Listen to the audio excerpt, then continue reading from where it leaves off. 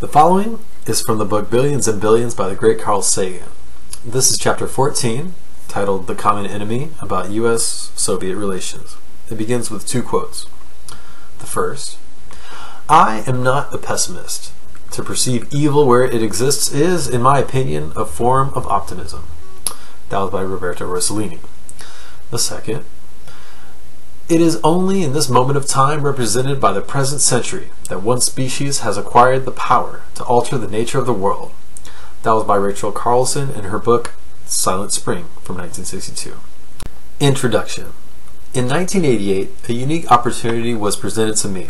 I was invited to write an article on the relationship between the United States and the then Soviet Union that would be published more or less simultaneously in the most widely circulated publications of both countries. This was at a time when Mikhail Gorbachev was feeling his way on giving Soviet citizens the right to express their opinions freely. Some recall it as a time when the administration of Ronald Reagan was slowly modifying its pointed Cold War posture. I thought such an article might be able to do a little good. What's more, at a recent summit meeting, Mr. Reagan had commented that if only there were a peril of alien invasion of the Earth, it would be much easier for the United States and the Soviet Union to work together. This seemed to give my piece an organizing principle. I intended the article to be provocative to citizens of both countries and required assurances from both sides that there would be no censorship. Both the editor of Parade, Walter Anderson, and the editor of Ogonyok, Vitaly Koratich, readily agreed.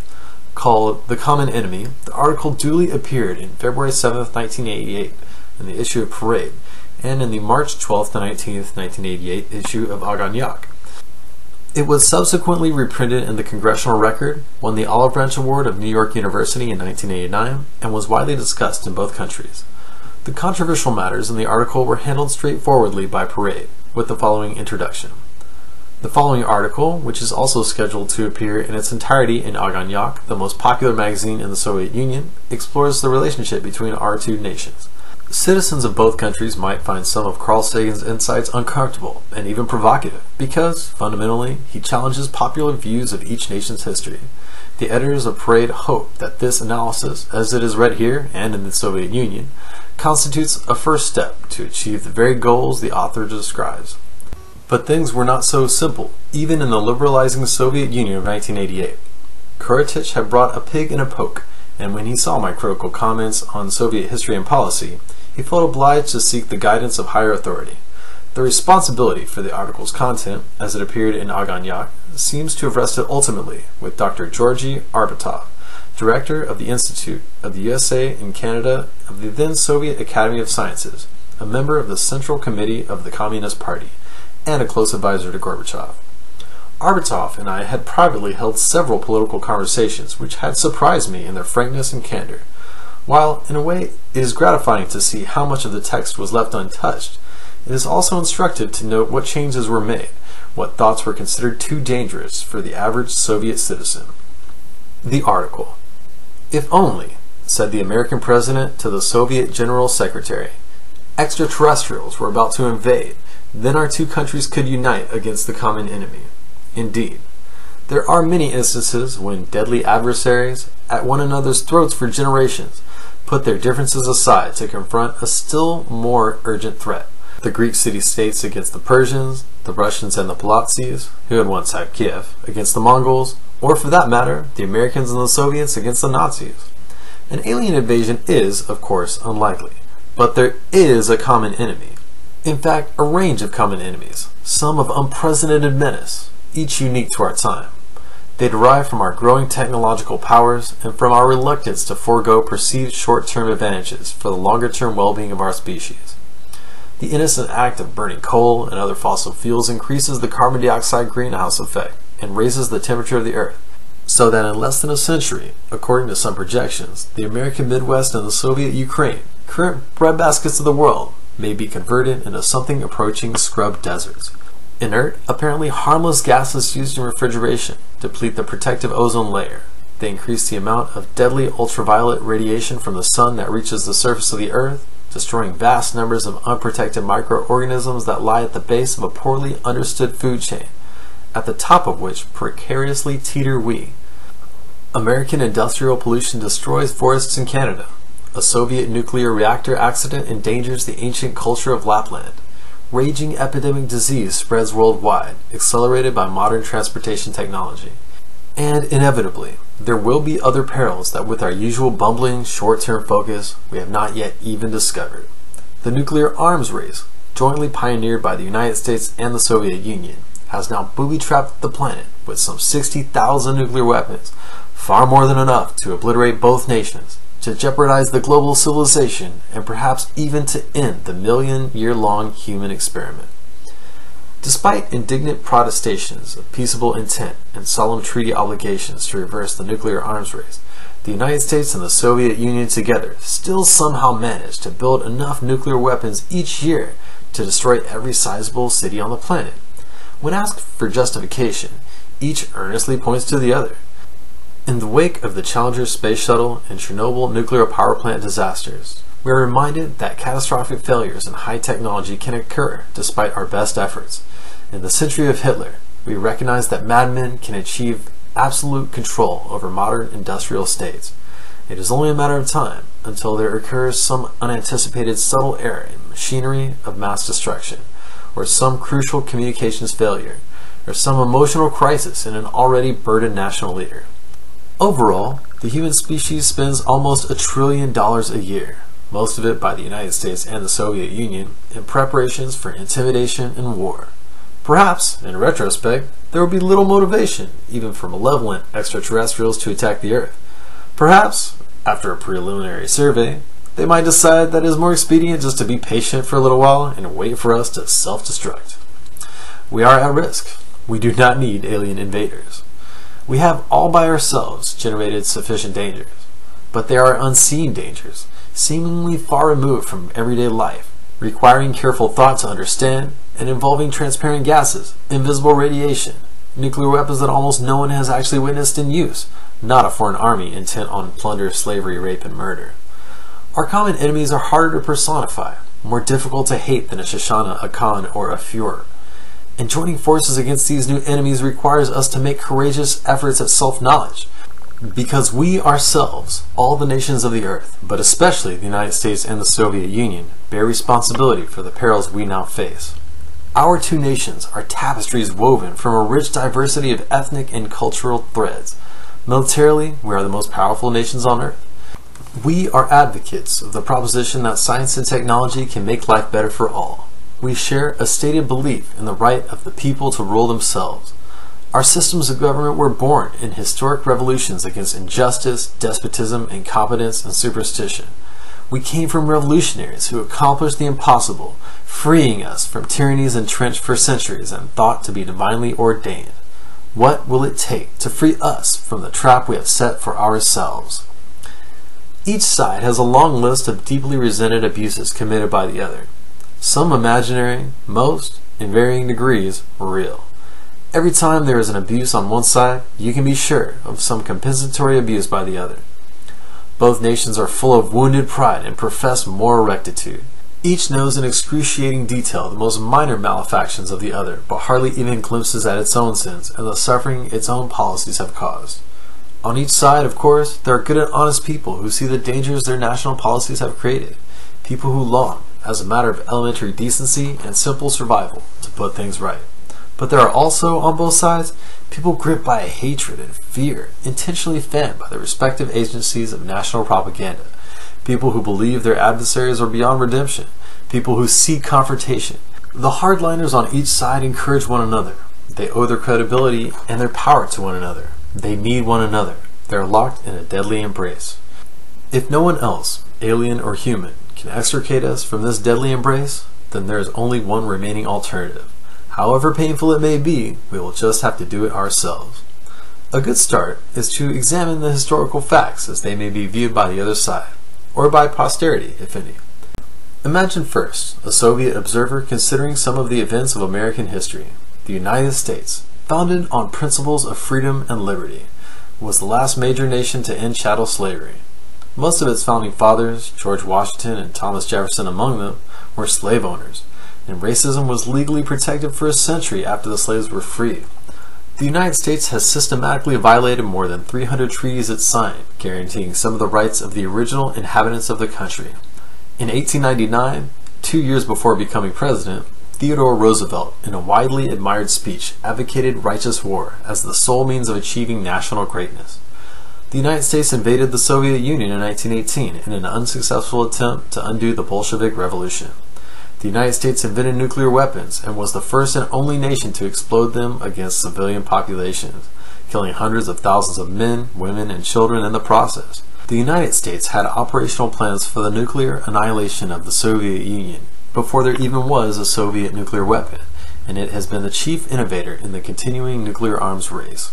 The many recent contradictions between theory and practice in the United States include the present Reagan administration in high moral dudgeon, warning its allies not to sell arms to terrorist Iran while secretly doing just that, conducting worldwide covert wars in the name of democracy while opposing effective economic sanctions against a South African regime in which the vast majority of citizens have no political rights at all, being outraged at Iranian mining of the Persian Gulf as a violation of international law while it has itself mined Nicaraguan harbors and subsequently fled the jurisdiction of the World Court, vilifying Libya for killing children and in retaliation killing children, and denouncing the treatment of minorities in the Soviet Union while America has more young black men in jail than in college.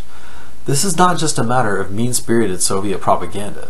Even people congenially disposed toward the United States may feel grave reservations about its real intentions, especially when Americans are reluctant to acknowledge the uncomfortable facts of their history. Now imagine a Western observer considering some of the events in Soviet history. Marshal Tukhachevsky's marching orders on July 2, 1920 were, "On our bayonets we will bring peace and happiness to toiling humanity. Forward to the West." Shortly after, V.I. Lenin, in conversation with French delegates, remarked, "Yes, Soviet troops are in Warsaw. Soon Germany will be ours.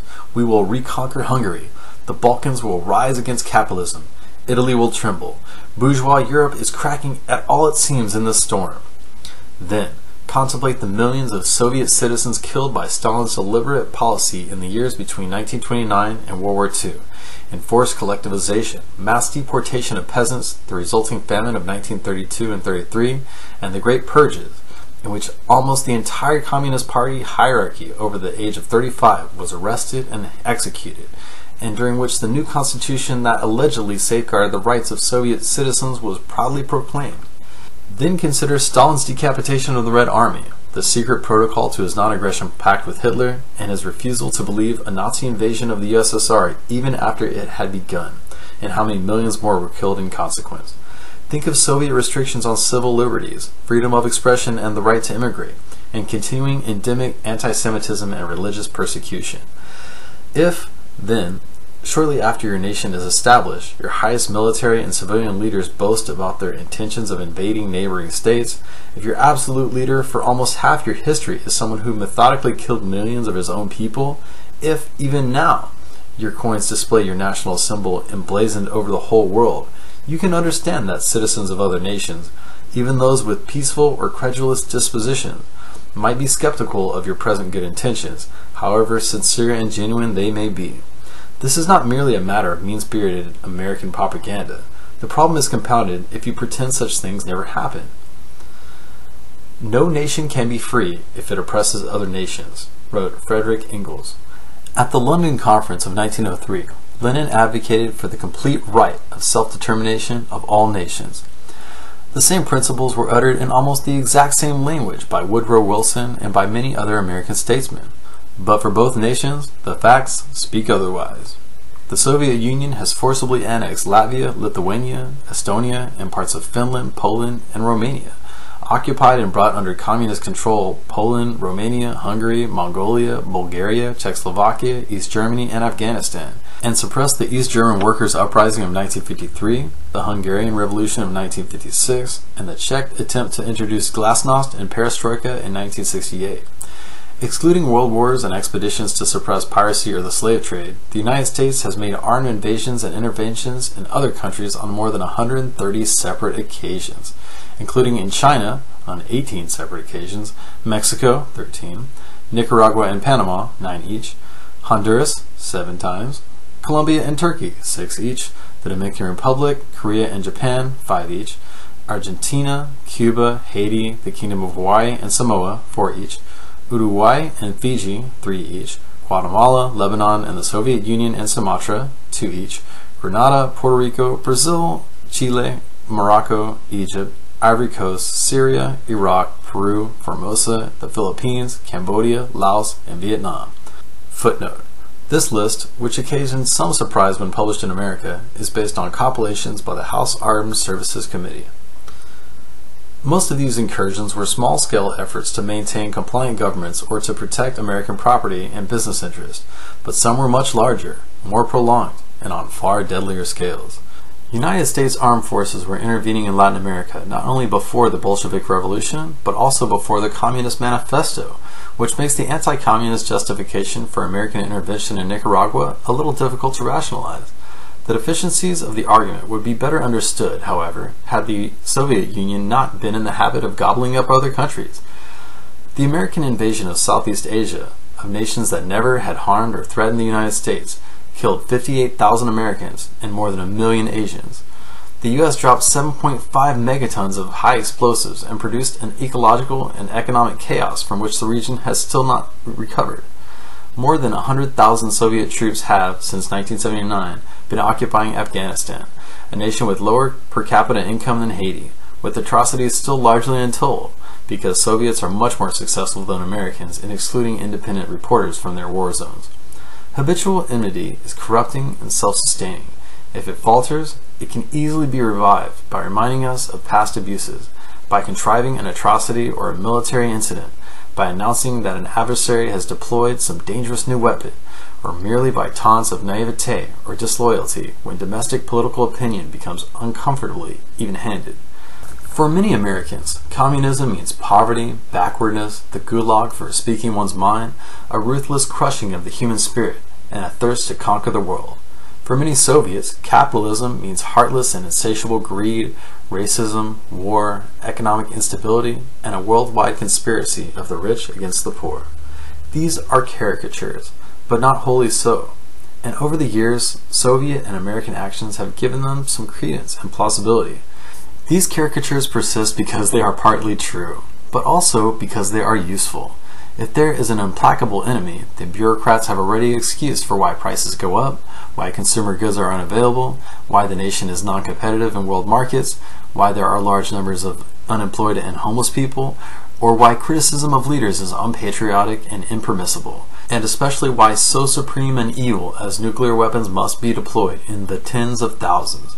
But if the adversary is insufficiently wicked, the incompetence and failed vision of government officials cannot be so easily ignored. Bureaucrats have motives for inventing enemies and exaggerating their misdeeds. Each nation has military and intelligence establishments that evaluate the danger posed by the other side. These establishments have a vested interest in large military and intelligence expenditures. Thus, they must grapple with the continuing crisis of conscience, the clear incentive to exaggerate the adversary's capabilities and intentions. When they succumb, they call it necessary prudence, but whatever they call it, it propels the arms race. Is there an independent public assessment of the intelligence data? No. Why not? Because the data are secret. So we have here a machine that goes by itself, a kind of de facto conspiracy to prevent tensions from falling below a minimum level of bureaucratic acceptability. It is evident that many national institutions and dogmas, however effective they may once have been, are now in need of change. No nation is yet well fitted to the world of the 21st century. The challenge then is not in selective glorification of the past, or in defending the national icons, but in devising a path that will carry us through the time of great mutual peril. To accomplish this, we need all the help we can get. A central lesson of science is that to understand complex issues, or even simple ones, we must try to free our minds of dogma, and to guarantee the freedom to publish, to contradict, and to experiment. Arguments from authority are unacceptable. We are all fallible, even leaders. But however clear it is that criticism is necessary for progress, governments tend to resist. The ultimate example is Hitler's Germany. Here is an excerpt from a speech by the Nazi Party leader Rudolf Hess on June 30th, 1934. One man remains above all criticism, and that is the Führer. This is because everyone senses and knows he is always right, and he will always be right. The National Socialism of all of us is anchored in uncritical loyalty and a surrender to the Führer. The convenience of such a doctrine for national leaders is further clarified by Hitler's remark, "What good fortune for those in power that people do not think." Widespread intellectual and moral docility may be convenient for leaders in the short term, but is suicidal for nations in the long term. One of the criteria for national leadership should therefore be a talent for understanding, encouraging, and making constructive use of vigorous criticism. So when those who once were silenced and humiliated by state terror are now able to speak out, fledgling civil libertarians flexing their wings, of course they find it exhilarating, and so does any lover of freedom who witnesses it. Glasnost and perestroika exhibit to the rest of the world the hue and slope of Soviet society that past policies have masked. They provide error-correcting mechanisms at all levels of Soviet society. They are essential for economic well-being. They permit real improvements in international cooperation and a major reversal of the nuclear arms race. Glasnost and perestroika are thus good for the Soviet Union and good for the United States. There is, of course, opposition to glasnost and perestroika in the Soviet Union, by those who must now demonstrate their abilities competitively rather than sleepwalking through lifetime tenure, by those unaccustomed to the responsibilities of democracy, and by those in no mood, after decades of following norms, to be taken to task for their past behavior. And in the United States too, there are those who oppose glasnost and perestroika. Some argue that it is a trick to lull the West, while the Soviet Union gathers its strength to emerge as a still more formidable rival. Some prefer an old kind of Soviet Union, debilitated by its lack of democracy, easily demonized, readily caricatured. Americans, complacent by their own democratic forms for too long, have something to learn from glasnost and perestroika as well. This by itself makes some Americans uneasy. With such powerful forces arrayed for and against reform, no one can know the outcome. In both countries, what passes for public debate is still, on closer examination, mainly repetition of national slogans, appeal to popular prejudice, innuendo, self-justification, misdirection, incantation of homilies when evidence is asked for, and a thorough contempt for the intelligence of the citizenry. What we need is an admission of how little we actually know about how to pass safely through the next few decades, the courage to examine a wide range of alternative programs, and, most of all, a dedication not to dogma but to solutions. Finding any solution will be hard enough. Finding ones that perfectly correspond to 18th or 19th century political doctrines will be even more difficult. Our two nations must help one another figure out what changes must be made. The changes must help both sides, and our perspective must embrace a future beyond the next presidential term of office or the next 5-year plan. We need to reduce military budgets, raise living standards, engender respect for learning, support science, scholarship, invention, and industry, promote free inquiry, reduce domestic coercion, involve the workers more in managerial decisions, and promote a genuine respect and understanding derived from an acknowledgement of our common humanity and our common jeopardy. Although we must cooperate to an unprecedented degree, I'm not arguing against healthy competition, but let us compete in finding ways to reverse the nuclear arms race and to make massive reductions in conventional forces, in eliminating government corruption, in making most of the world agriculturally self-sufficient. Let us vie in art and science, in music and literature, in technological innovation. Let us have an honesty race. Let us compete in relieving suffering and ignorance and disease, in respecting national independence worldwide, in formulating and implementing an ethic for responsible stewardship of the planet. Let us learn from one another. Capitalism and socialism have been mutually borrowing methods and doctrine in largely unacknowledged plagiarisms for a century. Neither the US nor the Soviet Union has a monopoly on truth and virtue. I would like to see us compete in cooperativeness. In the 1970s, apart from treaties constraining the nuclear arms race, we had some notable successes in working together. The elimination of smallpox worldwide, efforts to prevent South African nuclear weapons development, the Apollo-Soyuz joint manned spaceflight. We can now do much better. Let us begin with a few joint projects of great scope and vision, and relief of starvation, especially in nations such as Ethiopia, which are victimized by superpower rivalry, in identifying and diffusing long-term environmental catastrophes that are products of our technology, in fusion physics to provide a safe energy source for the future, in joint exploration of Mars, culminating in the first landing of human beings, Soviets and Americans, on another planet. Perhaps we will destroy ourselves. Perhaps the common enemy within us will be too strong for us to recognize and overcome. Perhaps the world will be reduced to medieval conditions or far worse. But I have hope. Lately, there are signs of change, tentative but in the right direction, and by previous standards of national behavior, swift. Is it possible that we Americans, we Soviets, we humans, are at last coming to our senses and beginning to work together on behalf of the species and the planet? Nothing is promised. History has placed this burden on our shoulders. It is up to us to build a future worthy of our children and grandchildren.